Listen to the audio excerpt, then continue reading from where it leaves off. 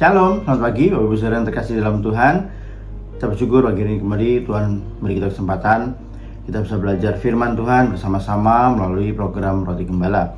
Pagi hari ini saya akan bawakan renungan firman Tuhan dengan judul Kasihilah Sesamamu. Kita baca dulu ayat-ayatnya Bapak Ibu Saudara mengenai kasihilah sesamamu ini. Siapakah sesamamu yang dimaksud oleh Tuhan itu? Di dalam Lukas 10 ayat 30-35 terjemahan baru. Jawab Tuhan Yesus, adalah seorang yang turun dari Yerusalem ke Yeriko. Ia jatuh ke tangan penyamun-penyamun yang bukan saja merampoknya habis-habisan, tetapi yang juga memukulnya dan yang sesudah itu pergi meninggalkannya setengah mati. Kebetulan ada seorang imam turun melalui jalan itu. Ia melihat orang itu, tetapi ia melewatinya dari seberang jalan. Demikian juga seorang Lewi datang ke tempat itu. Ketika ia melihat orang itu, ia melewatinya dari seberang jalan. Lalu datang seorang Samaria yang sedang dalam perjalanan ke tempat itu. Dan ketika ia melihat orang itu, tergeraklah hatinya oleh belas kasihan. Ia pergi kepadanya, lalu membalut luka-lukanya, sesudah ia menyiraminya dengan minyak dan anggur. Kemudian ia menaikkan orang itu ke atas keledai tunggangannya sendiri, lalu membawanya ke tempat penginapan dan merawatnya. Keesokan harinya, ia menyerahkan 2 dinar kepada pemilik penginapan itu. Katanya, rawatlah dia dan jika kau belanjakan lebih dari ini, aku akan menggantinya waktu aku kembali. Bapak Ibu Saudara, kisah ini menceritakan ketika ada seorang yang mengalami musibah, dirampok di tengah jalan. Kemudian ada 3 orang yang lewat. Orang yang pertama itu imam. Imam itu kalau dalam dunia modern sekarang ini berarti hamba Tuhan, pendeta. Imam ini lewat tapi tidak menolong. Yang kedua adalah orang Lewi. Orang Lewi kalau dalam hari modern seperti ini adalah pelayan Tuhan.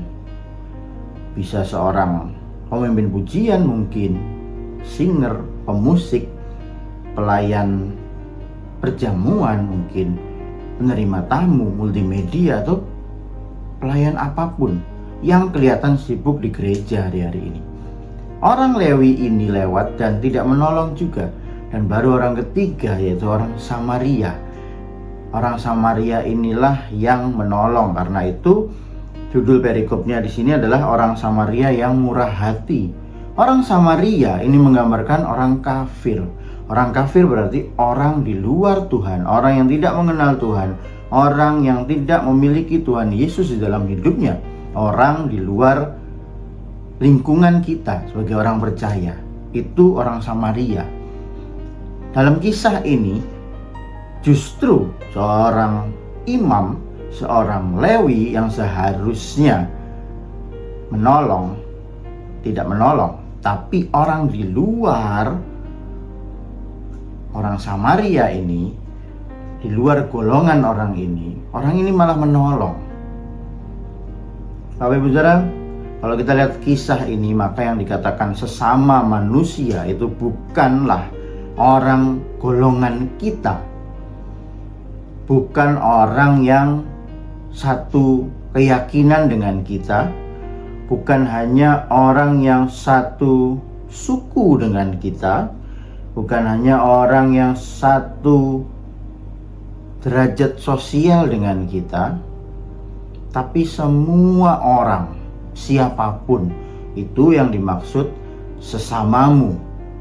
Dan Tuhan menegaskan kepada kita hari ini, Tuhan tidak pernah menyuruh kita untuk mengasihi sesama kita orang Kristen saja.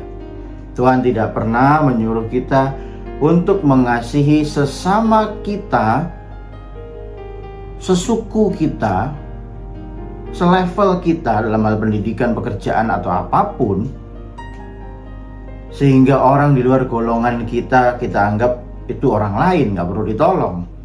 Kita baca ayatnya Bapak Ibu Saudara. Di dalam 2 Petrus 1 ayat 5-7 terjemahan baru.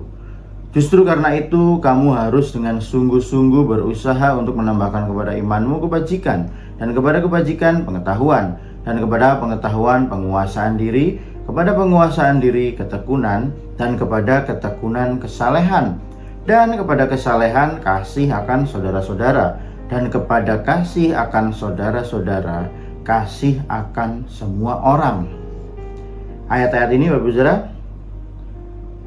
dari iman Tuhan minta ditambah-tambahkan sampai akhirnya kita mempunyai kasih akan semua orang.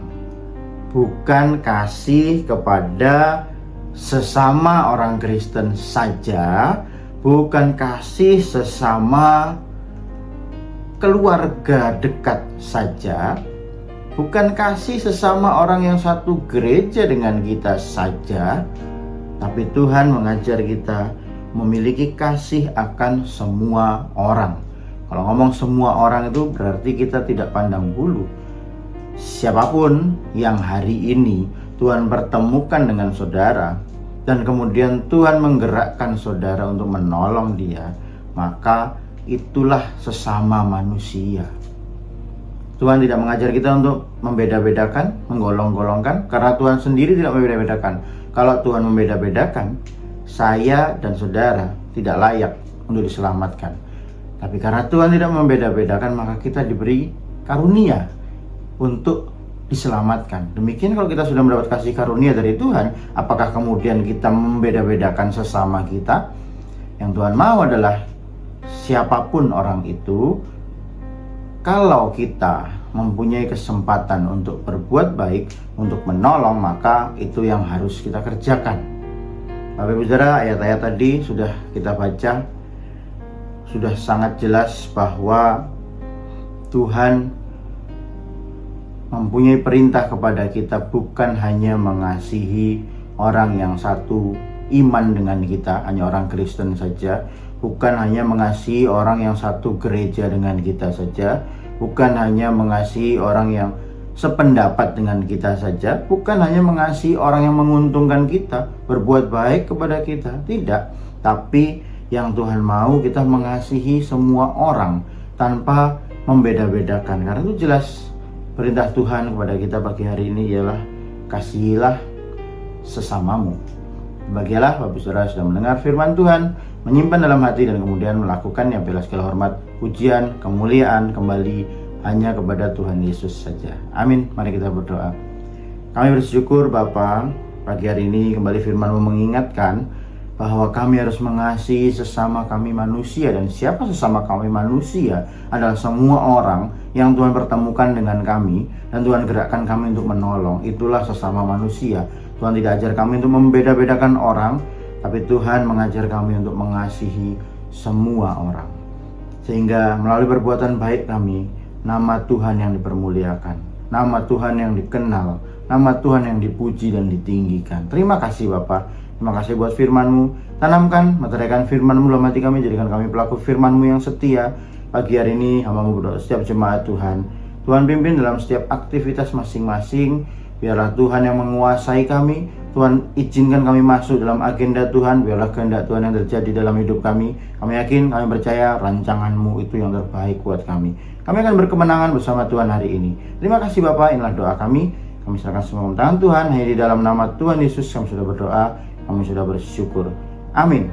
Selamat pagi Bapak Ibu Saudara, selamat beraktivitas. Tuhan Yesus memberkati.